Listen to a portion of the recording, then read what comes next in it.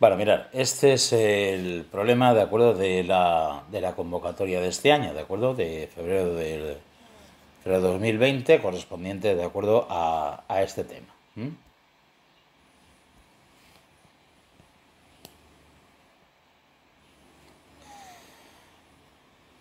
No se ve muy bien porque no tenemos el documento original, solamente hay una foto, entonces, en fin, le hemos tratado lo mejor posible, ¿de acuerdo? Vamos a tener que conformarnos con esto.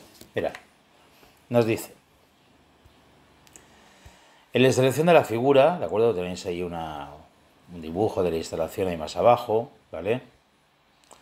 Ya veis que es dos depósitos, una bomba aspira de ambos depósitos, ¿de acuerdo? Y después simplemente lo impulsa hasta un depósito superior. Vale, nos dice, en la instalación de la figura, la bomba está impulsando el agua desde los depósitos inferiores. Observe que el nivel de la superficie libre del agua es diferente en estos depósitos al depósito superior con un caudal de 7,85 litros por segundo girando a 1500 revoluciones por minuto. Es decir, nos dan el caudal que impulsa la bomba, ¿de acuerdo?, con su velocidad de giro. Las longitudes de los tramos de la tubería, las cotas de los puntos significativos y los elementos singulares con pérdida de carga localizadas se indican en la figura junta y nos dice que la pérdida en la unión T se refiere a la energía cinética de cualquiera de las ramas en paralelo de la aspiración. Luego comentaremos esto, Entonces tenemos aquí tenemos una unión, ¿de acuerdo? Esa bifurcación de ahí, ¿de acuerdo? De la cual nos dan una constante de pérdidas, que es el K este igual a 1. Bueno, pues este K igual a 1 hace referencia a la energía cinética de cualquiera de las dos ramas individuales.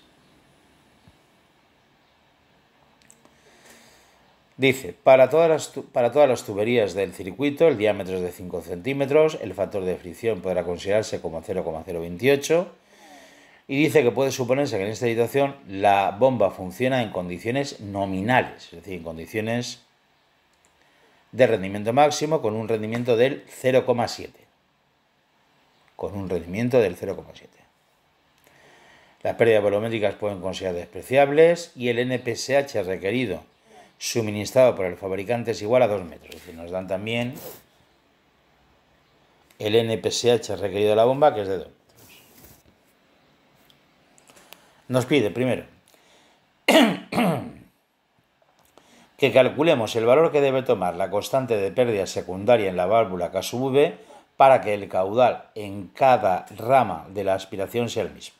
Es decir, mirad, nosotros lo que queremos, pues ya veis que como teníamos dos ramas de aspiración, pues se ha instalado aquí una válvula para regular el caudal, ¿de acuerdo? Que el caudal de aspiración de la rama izquierda y queremos que las dos ramas circule el mismo caudal. Como evidentemente lo que nos han dado es el caudal que trasiega la bomba, perdonad, bueno, pues el caudal de cada una de las ramas, ¿de acuerdo? En este caso, ya que es igual, será la mitad del caudal total trasegado por el sistema, ¿vale? Vale, mira, vamos al planteamiento de este primer apartado, es que hay muchas cosillas. Aquí he apuntado simplemente, digamos que las cosas esenciales, ¿de acuerdo? El caudal que nos daban, la velocidad, el diámetro de la conducción, el coeficiente de fricción, el rendimiento, la NPSH requerida. Nos decían que el rendimiento no hay pérdidas de caudal. Eso significaba que el rendimiento volumétrico era la unidad. La verdad es que esto todavía no lo hemos tocado y no creo que aparezca, ¿de acuerdo?, hasta que no empecemos con los temas de bombas centrífugas, ¿vale? Bueno, pues mirad, la parte de aspiración hasta la bifurcación, tendría más o menos el esquema este que hemos puesto aquí, ¿vale? Hemos denominado, mirad, aquí hemos tomado un punto en la superficie libre del fluido, aquí hemos tomado otro punto, el 2, y hemos considerado un punto justamente en la bifurcación. Justo en la bifurcación.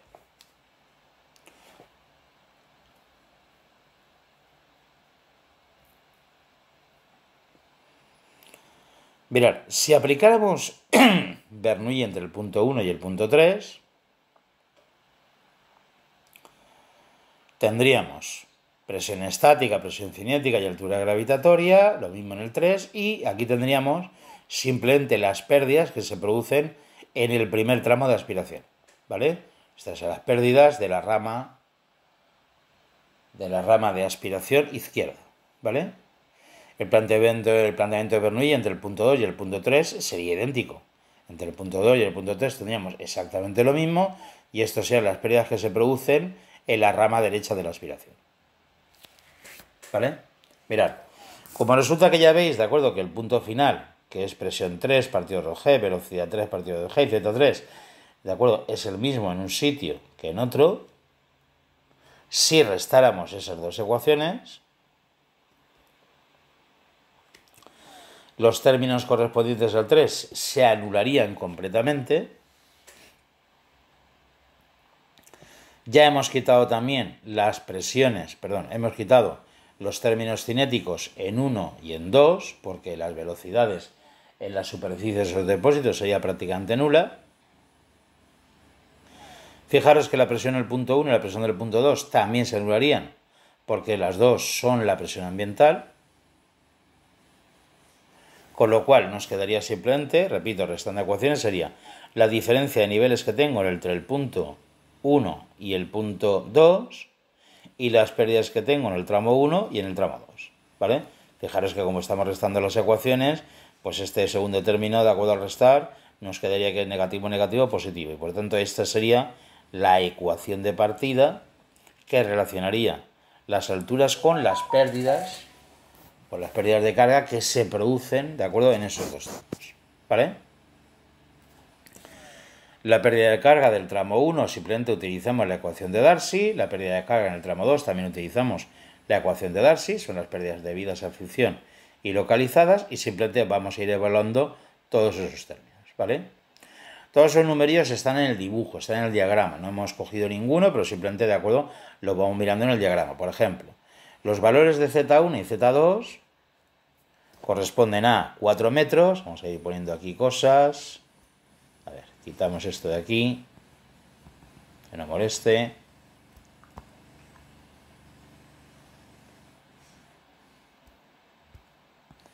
Esto también de aquí, con lo cual tenemos, mirad, la altura del Z1, que sería esta. La altura del Z1 que sería esta, la altura del Z2 que sería esta, con lo cual ya tenemos ahí una diferencia de altura que sería 4 menos 3. Eso es lo primero que hemos puesto aquí. El caudal, en cada uno de los dos casos, mirad, todo este término lo he podido sacar factor común. Aclaro que simplemente todo este término lo he podido sacar factor común, este término de aquí, porque como el diámetro era el mismo en todas las tuberías, pues todo eso puede salir fuera. Y el caudal, recordar que al regular mediante la válvula, ¿de acuerdo? Lo que pretendíamos era que el caudal de cada rama fuera el mismo. Como las dos ramas están en paralelo, pues por cada rama circularía la mitad del caudal total de instalación. Con lo cual ya veis que hemos puesto aquí el 7,85 por 10 a la menos 3, que es el caudal que nos daban, partido por 2. ¿Vale? El coeficiente de fricción también era el mismo. Las longitudes de ambos tramos, eso sí que lo tenemos que mirar. Y mirad, si observáis, en cada uno de los... En cada uno de los tramos teníamos... Aquí había una longitud de 4. Y después aquí había indicado... Esta la verdad es que no estaba demasiado claro, porque mirad, aquí había una longitud de 1 metro, que se supone que correspondía al tramo horizontal, que no se ha repetido en el otro lado, pero me imagino que por simetría, de acuerdo, también sería de 1 metro. ¿Vale? Digamos que yo he contabilizado, yo creo que sería así, he contabilizado, ¿de acuerdo?, como longitud de altura 4 metros y como longitud horizontal 1 metro más, con lo cual serían 5 metros para cada una de las dos, ramas, ¿vale? Con lo cual tendríamos...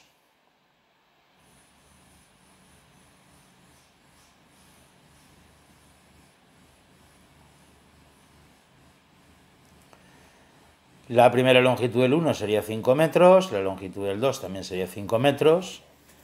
Lo que pasa es que no se ve bien, pero mirad, Como esto tenía aquí un término negativo, ¿de acuerdo? Pues evidentemente este término negativo ya lo tenemos aquí y por tanto, como este era positivo, esta longitud restaría. Es que esto no está bien indicado aquí, ¿de acuerdo? Porque esto realmente era un negativo. Sí que lo he tachado, pero se ve que me equivocaba al ponerlo.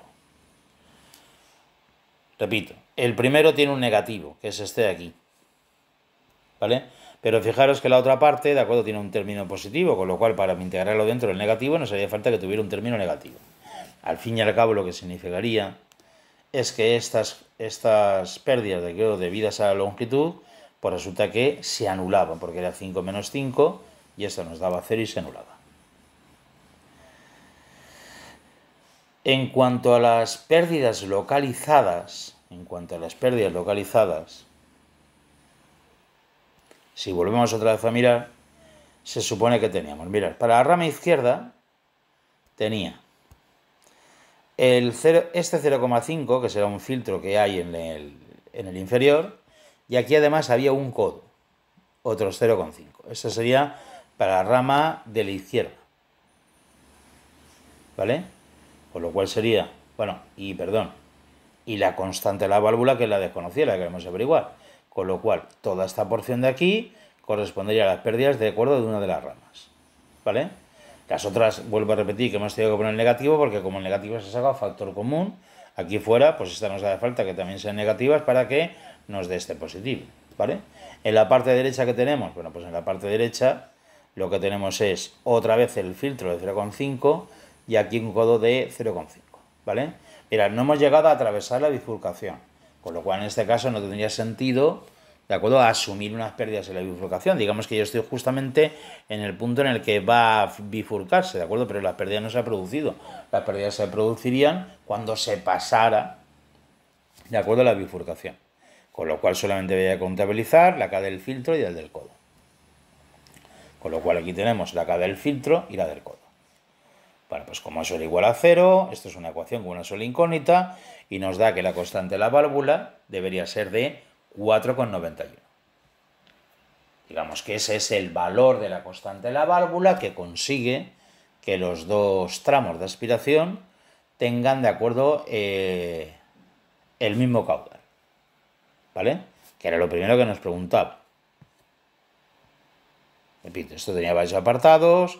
Entonces el primero era calcular el valor que debe tener la constante de pérdida secundaria en la válvula para que el caudal en cada una de las ramas de aspiración sea el mismo, con lo cual este ya lo tenemos hecho, ¿vale? Segunda nos dice, determinar el valor de las presiones relativas de entrada y de salida de la bomba en las condiciones anteriores. Digamos que este planteamiento lo dejamos y vamos a hacer una cosa, y es, mirad, voy a aplicar Bernoulli en este proceso de tal, vamos a aplicar Bernoulli, me da igual respecto a qué superficie se calcule, sea exactamente lo mismo, voy a aplicar Bernoulli entre la superficie libre de uno de los depósitos de aspiración y la entrada a la bomba, ¿vale? Os recuerdo que la entrada a la bomba realmente está por encima del punto este de bifurcación, ¿eh? La entrada a la bomba está aquí, ¿vale? Con lo cual todavía había un recorrido entre la bifurcación y ese punto, ¿vale? Así que planteamos Bernoulli entre el punto 2 y la entrada a la bomba, ¿vale?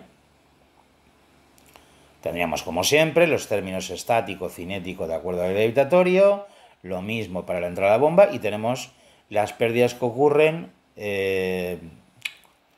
A ver, esto realmente no sería, lo digo para que no se confunda con el anterior, ¿de acuerdo? No es exactamente las pérdidas en lo que antes hemos denominado tramo 2, ¿de acuerdo? Porque claro, como resulta, ¿de acuerdo?, que ahora tenemos que ampliar el tramito este que iba de la bifurcación a la entrada, pues esto sería como una especie de H2', para que lo tengamos presente, ¿de acuerdo? Lo tengo que enumerar de alguna manera, pero no es exactamente el mismo término que teníamos antes, porque se ha implementado con el trocito ese vertical, ¿de acuerdo?, hasta la entrada a la bomba, ¿vale? Quitamos la velocidad sobre la superficie libre del depósito, que sea prácticamente nula, la presión 2 es la presión atmosférica, con lo cual, mirad, si reorganizáis los términos, nos quedaría, he puesto presión de entrada menos presión 2, que es la ambiental, partido RG, siempre te lo organiza, he reorganizado los términos, eso sería Z2 menos la Z de entrada, menos la velocidad, el término de velocidad, que está aquí, y las pérdidas, de acuerdo, en ese tramo de conducción. Fijaros que así lo que consigo es que la presión absoluta menos la presión atmosférica sea la presión relativa, es decir, la presión manométrica, que era lo que ellos querían determinar. ¿Vale?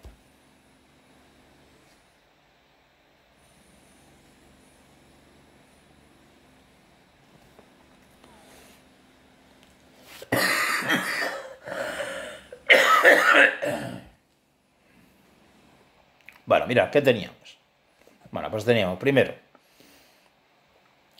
la altura en el depósito de la derecha, de acuerdo, a 3 metros. Y la cota a la entrada de la bomba la teníamos aquí y era 5,5 metros. Después teníamos la velocidad de entrada de la cuadrada a partir de 2G y esta sí que la hemos tenido que calcular. Mirad, como la velocidad de entrada la puedo poner como caudal partido la sección, caudal partido pi, diámetro partido por 2 al cuadrado, por eso me utiliza el caudal, el diámetro, y nos da una velocidad de entrada de 4 metros por segundo, con lo cual esa la hemos puesto, ¿vale? Y respecto a las pérdidas, aquí hay simplemente un pequeño problemilla, y es que si miráis la forma que tiene esto, pues digamos que aquí tenemos dos partes de pérdidas que son diferentes y que tenemos que evaluar de forma diferente. Lo digo porque, mira, por esta parte de la rama, por esta parte que dibujamos aquí, circula la mitad del caudal. Pero ahora por aquí, por esta parte superior, para llegar a la entrada de la bomba, circula el caudal total. Con lo cual, repito, hay dos partes diferenciadas. Es decir, aquí hemos tenido que hacer, primero, una parte que corresponde a la rama vertical, a la de, digamos que a la una de las ramas de paralelo, ¿de acuerdo? Por eso hemos puesto aquí la mitad del caudal, por supuesto el coeficiente de fricción, la longitud, y ya hemos dicho que en este tramo tendríamos la pérdida del filtro, la pérdida del codo, y como nos han dicho que la pérdida, de acuerdo, de la bifurcación, de acuerdo, sería referida, de acuerdo, a uno de los tramos de aspiración, pues aquí es donde hemos insertado el 1, ¿vale? Lo siento porque aquí he hecho un poco de follón con esto en el tal. Este es cálculos aparte que lo he introducido después. Y sigo por aquí. Porque estas son las pérdidas en el tramo vertical, pero de acuerdo en el tramo vertical primero. Pero tras la bifurcación también tengo otras pérdidas. Lo que pasa es que en este caso las pérdidas sí que dependen del caudal total, porque por ahí circula el caudal total. La altura de ese tramo, si la miráis, estaba definida. Era esta altura de aquí, que era 1 metro. Con lo cual tendríamos igual que antes, el coeficiente de fricción, 1 metro, partido 5 por 10 a la menos 2, el diámetro, y en este caso no había ninguna referencia a ninguna pérdida secundaria más, con lo cual ahí finalizamos, ¿vale? Digamos que la ecuación, ¿de acuerdo? Es todo el conjunto, no quiero que nos perdamos aquí por luego cómo está escrito. Sería, este termina así, ¿de acuerdo? ¿De acuerdo? Hasta aquí. ¿Vale? Todo eso va junto. Y eso era la presión manométrica. Y esa presión manométrica relativa, partido RG, vale menos... A ver, esa presión relativa, a ver... Era presión manométrica, ¿no?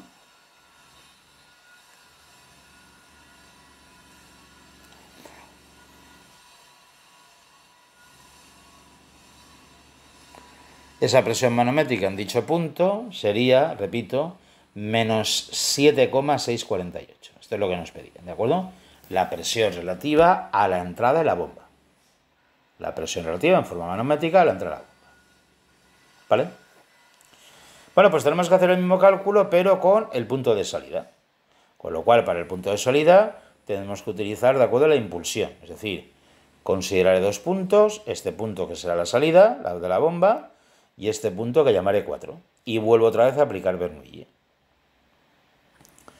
Presión de salida partido RG, velocidad de salida partido, velocidad de salida cuadrada partido de G, Z de salida, Lo mismo para la presión, para los términos de presión, velocidad y altura para el punto 4.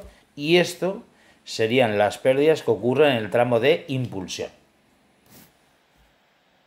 ¿Vale? Por supuesto, la presión 4 es la atmosférica y el punto 4 está en la superficie libre de un depósito de acuerdo de grandes dimensiones, con lo cual su velocidad es prácticamente nula, con lo cual ese término lo desechamos. Hemos vuelto a hacer lo mismo, lo hemos organizado en forma de presión de la salida menos presión atmosférica para que me dé la presión manométrica a la salida, la presión relativa. Eso nos quedaría Z4 menos Z5, la velocidad de salida y las pérdidas que se producen en el tramo. Con lo cual, primero miramos simplemente las cotas en el dibujo, ¿vale? La cota superior en el embalse era 12,5 y la cota era esta de aquí y la cota de salida de la bomba era 6. Esas son las dos cotas que tenemos en ese cálculo. 12,5 menos 6. Como los diámetros eran todos iguales, evidentemente la velocidad de la entrada y la velocidad de salida sería exactamente la misma, con lo cual la velocidad ya la habíamos calculado y valía 4. ¿Y después qué tenemos? Bueno, pues tenemos las pérdidas, es decir, 8 veces el caudal partido pi cuadrado, g, diámetro de la cuarta, el coeficiente de fricción y en el diagrama tendremos las longitudes. Tenemos una longitud vertical de 4 metros, una longitud horizontal de 5 metros, es decir, serían en total 9 metros. Había indicado también un coeficiente de pérdidas del codo, 0,5, y hay otro que no está indicado, pero por supuesto que tenemos que habilitar. Este de aquí, de acuerdo que es la entrada al depósito, sería un K igual a 1 por la pérdida de energía cinética, de acuerdo del chorro de salir al depósito, ¿vale? Con lo cual, en las pérdidas tendremos el 0,5 del codo y el 1 del depósito, ¿vale? Calculamos eso y en este caso nos da 0,35638 metros. Esto es lo que se nos pedía, ¿de acuerdo? Vuelvo a repetir que el enunciado lo que nos pedía era, ¿de acuerdo?, que determinemos el valor de las presiones relativas de entrada y de salida en la bomba en las condiciones anteriores, con lo cual ya hemos resuelto también este apartado.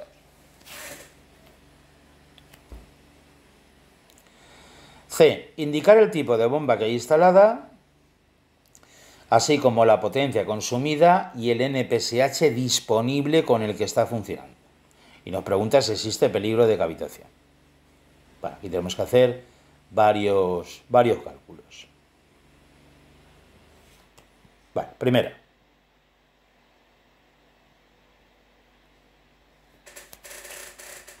Mirad, hemos planteado el Bernoulli entre la entrada y la salida de la bomba. Es decir, tendríamos los términos de presión a la entrada, esto sería la altura manométrica que suministra la bomba, y después tendríamos, de acuerdo, los términos de salida. A ver, mirad, ¿por qué hemos hecho esto y no lo hemos calculado directamente con la diferencia de presiones?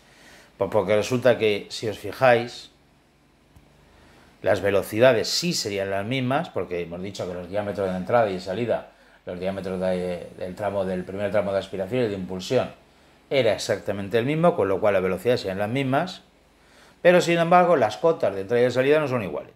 Es decir, si despejamos de aquí la altura manométrica que suministra la bomba, nos quedaría que es presión de salida menos presión de entrada partido ρg más z de salida menos z de entrada. ¿Qué hemos utilizado aquí? Bueno, pues los valores que habíamos calculado. Ya sabéis que esas presiones me da igual que las utilicemos en forma manométrica que en forma no manométrica. Cuando hacemos una diferencia de presiones nos da exactamente igual utilizar presiones absolutas que presiones relativas, con lo cual he puesto los dos términos de presiones que teníamos, repito, el de salida y el de entrada, y después la diferencia de cotas. Ya habéis visto, de acuerdo, que la bomba, la salida estaba a 6 metros y la entrada estaba a 5,5, con lo cual había una diferencia de cota de 0,5 metros. Esa sí ya sería la altura manométrica suministrada por la bomba. ¿Vale?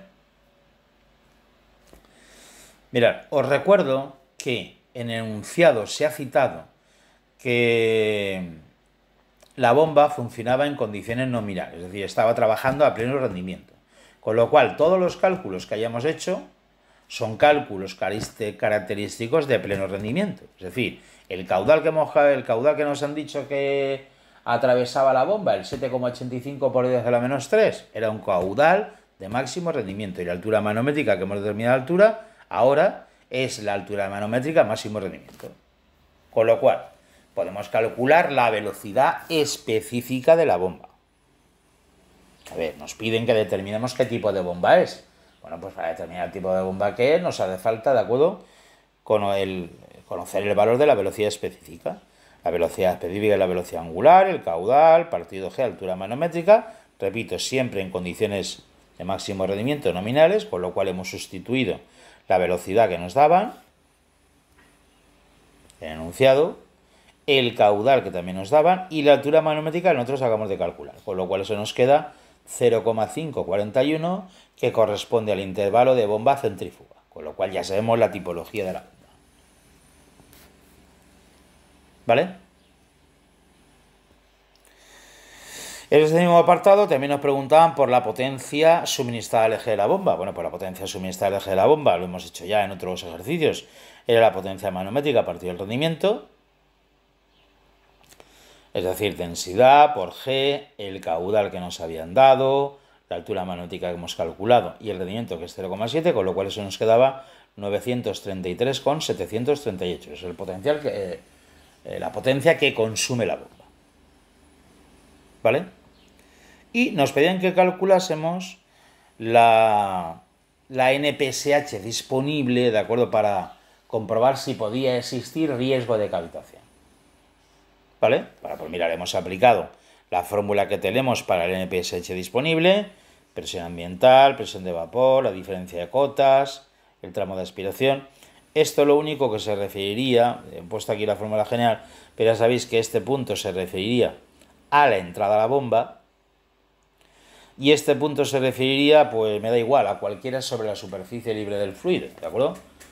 La verdad es que no recuerdo ahora si he utilizado uno u otro. Me parece que habré utilizado siempre el de la derecha para no meter la constante de la válvula por ahí en medio, ¿vale? Es decir, que este teóricamente sería el punto que nosotros hemos denominado 2. Es decir, tenemos presión ambiental y presión de vapor, estas dos las daban, el enunciado, las tenéis, ¿eh? Mira, aquí tenéis la presión ambiental, 100.300, y la presión de vapor, que era 1.700.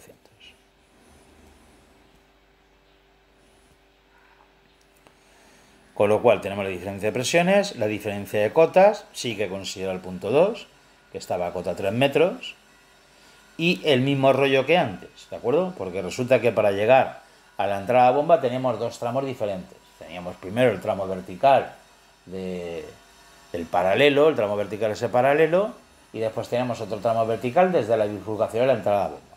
Ya sabéis que el tratamiento es diferente como consecuencia de los caudales. Es decir, en el primer tramo el caudal era la mitad del caudal global, y aquí tenemos simplemente lo normal, la longitud de ese tramo. Esto es la constante del filtro, la constante del codo, ¿de acuerdo? Y la T, la bifurcación. Esto es lo mismo que hemos calculado antes, repetitivo, ¿vale? Y después tenemos el otro tramo donde estaba el caudal total, ¿vale? Y lo único que contabilizaba en este caso era la longitud, que era de 1 metro. Repito, este cálculo era idéntico al que ya habíamos realizado antes y eso nos da 6,2394 metros. Es decir, resulta que la instalación proporciona, en las condiciones que ellos nos han dado, proporciona una altura neta disponible, de acuerdo, de 6,2394.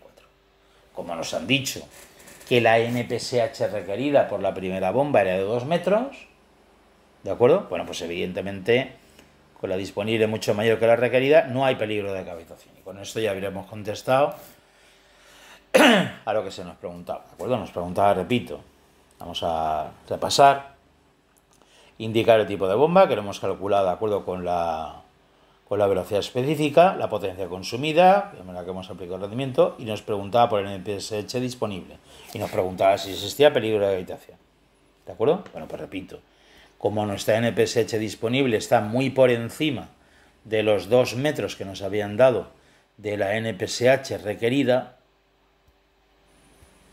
¿de acuerdo? Pues no hay peligro de cavitación.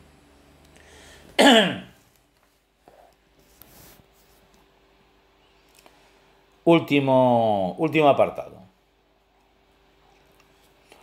Nos dice que calculemos el valor del NPSH disponible en el caso de que la sección de salida de la bomba se colocara 0,5 metros por debajo del codo situado en la impulsión, suponiendo que se mantienen de alguna manera constante el caudal de funcionamiento nominal. Y pregunta si existiría en estas condiciones peligro de cavitación. A ver, la verdad es que cuando hacen este tipo de modificaciones, terror, o sea, terror. Porque hay que determinadas cosas que la verdad se pueden interpretar de diferentes formas, ¿de acuerdo? Mira, lo voy a borrar por aquí para que se entienda lo que realmente vamos a hacer. A ver, se supone lo que ellos han dicho, lo que ellos nos dicen, enunciado, es que la entrada a la bomba, a ver, suponiendo que, dicen en el caso de la sección, eso, no, es que si hubieran dicho la entrada a la bomba estuviera más claro, pero es que han dicho la sección de salida, ¿de acuerdo? Con lo cual, que la sección de salida se ha trasladado aquí, se ha trasladado a una cota que estaría 0,5 metros por debajo del codo situado en la impulsión, es decir, que esta distancia sería 0,5 metros. O dicho de otra manera, mirad, como la cota en el codo de impulsión era 10 metros, esto se ha trasladado a cota 9,5 metros. ¿Vale? Interpretación de esto, ¿de acuerdo? Bueno, pues la interpretación de esto es, digamos que yo lo que he hecho ha sido pasar este punto aquí arriba, con lo cual se supone que lo que estaría aumentando será el tramo que teníamos desde la bifurcación hasta este punto. A ver, me explico. Si esto ha pasado de tener una cota de 6 a tener una cota de 9,5, pues se supone que el tramo de que teníamos desde la bifurcación hasta la entrada a la bomba ha aumentado, ¿de acuerdo? En la misma magnitud, ¿de acuerdo? Que ha aumentado esto. Es decir, si esto era una diferencia de 3,5, esto habrá pasado a ser de una longitud vertical, que era el metro que teníamos antes, más los 3,5 metros que se ha desplazado la bomba. ¿De acuerdo? Yo me parece lógico interpretarlo así. ¿De acuerdo? De todas formas, como siempre, en este tipo de cosas, estoy abierto a otras opciones. Si alguien cree, de acuerdo, que quieren decir otra cosa, que me lo comenten, ¿de acuerdo? Pero me parece que la opción más lógica es esta, ¿vale? Así digamos que no modifico nada de los tramos directos de aspiración, solamente modifico la situación de la bomba dentro de la tubería esa vertical, nada más. Con lo cual, mirad, la Z de salida hemos dicho que ha pasado a estar a 9,5 metros y por tanto la Z de entrada, recordad que había un desnivel entre la entrada y la salida que era de 0,5 metros, bueno, pues la Z de entrada pasaría a estar a 9 metros. Así que lo que vamos a hacer es volver a calcular la altura neta de succión disponible, con la misma fórmula que antes, es decir, tenemos la diferencia de presiones, la diferencia de cotas entre el depósito, ¿de acuerdo?, y la entrada, que ahora sería de 9 y 3, las pérdidas en el primer tramo, que ese, como no lo he modificado, seguirá siendo el mismo, ¿de acuerdo? Es decir, esto será el caudal ese que era la mitad del total, la longitud que era 5 metros, y el 2 ya sabéis que procedía de la suma de los tres términos, ¿de acuerdo? La K del filtro, la K del codo y la bifurcación. Y después el segundo tramo, el vertical, donde lo que he hecho ha sido incrementar el metro que teníamos antes con los 3,5 metros nuevos, con la subida esa que ha tenido. Y en este caso me da una altura neta disponible de 1,1427. Bueno, pues fijaros que como la NPSH requerida en este caso era de 2 metros, bueno, pues si supiéramos la bomba, de acuerdo a esa situación, resultaría que la NPSH disponible estaría por debajo de la requerida y por tanto sí se produciría cavitación. ¿Vale? Repito, yo creo que era la opción más... En fin, me parece lo más lógico, ¿vale? Repito que siempre la problemática de esto es cuando el último apartado ese que se realiza una modificación, ¿de acuerdo? Que puede conllevar modificaciones colaterales de un sitio y de otro, ¿de acuerdo? Y no muchas veces, digamos que por no meter más enunciado, pues no se clarifica del todo, ¿de acuerdo? Aquí lo idóneo para clarificarlo, para evaluar lo que hubiera sido. Bueno, pues que hubieran dicho claramente, de acuerdo, que al subir la bomba lo que hacíamos era aumentar el tramo vertical que existía entre la bifurcación y la entrada a la bomba, que es lo que nosotros hemos supuesto, ¿vale? Repito, sería lo más lógico, ¿de acuerdo? Pero lo hemos hecho así, ¿vale? También es verdad que me conforma porque, digamos que yo creo que ellos lo que pretendían, ¿de acuerdo? Es que la NPSH disponible estuviera por debajo del valor requerido y que por tanto... digamos que en este caso antes no se había salido, que no había posibilidad de cavitación y que viéramos de acuerdo que subiendo la bomba de acuerdo a esa cota sí había riesgo de cavitación, de acuerdo, sí que habría posible cavitación para el caudal que hayamos calculado. ¿Vale? Vale, yo creo que un ejercicio... vamos a ver, no voy a decir de acuerdo que era fácil, de acuerdo, porque tiene mucho enredillo, de acuerdo, de dos pérdidas como consecuencia de diferentes caudales en cada uno de los tramos. Pusieron, yo creo que a mi entender, excesivas longitudes constantes de pérdidas, codos. No entiendo cómo se pretende evaluar de acuerdo al alumno, de acuerdo con respecto al examen, porque la verdad, con poner ese concepto un par de cosas que el alumno sepa que lo que tiene que introducir, pues es más que suficiente, ¿de acuerdo? Y estaba un poco enredado numéricamente el problema, ¿vale? Pero bueno, el problema del todo, repito, no está del todo mal. Es un problema, ¿de acuerdo? Dentro de lo que... Dentro de nuestros planteamientos, ¿de acuerdo? Un problema bastante habitual, ¿vale?